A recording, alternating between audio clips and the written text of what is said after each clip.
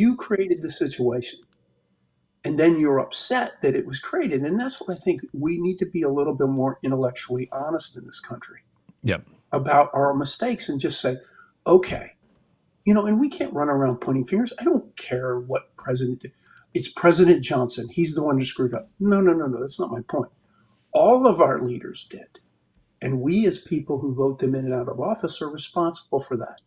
So Yep. why don't we just recognize that the mistake was made and go, okay, bad policy.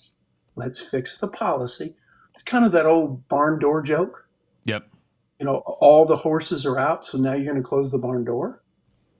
I'm like, why don't you recognize why the barn door was open and then say, what's the policy for the barn door the next time?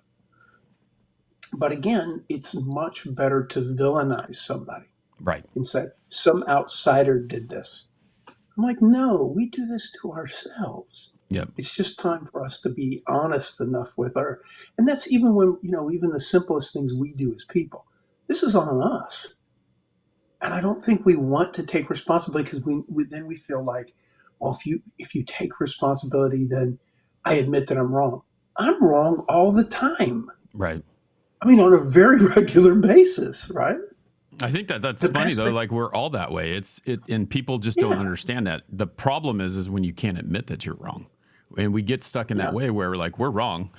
Adam Sandler has this funny skit that he's talking about where he's sitting at the table and someone says something and they're having a conversation or whatever, and he goes, "No, I'm right," and they go, "No, you're wrong," and then he gets out his phone and then he looks it up and then he realizes that he's wrong, and then he throws his phone in a glass of water so that no one can see. Yes. He's So like, that you don't- so I'm not going to admit it.